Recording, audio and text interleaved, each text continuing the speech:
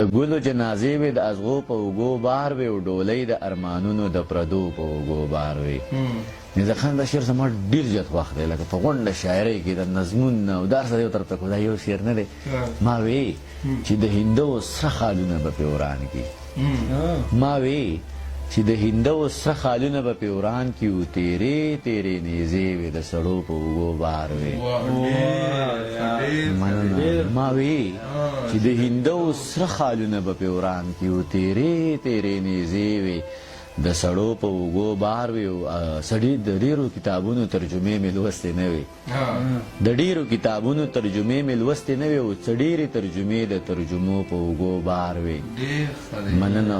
اخر عمر دې ځان له په یوازې ځای کې تېر کو، اخر عمر دې ځان له په یوازې ځای کې تېر کو. بابا ښه شوه چې مړ شوې د بچو په اوږو بار وې.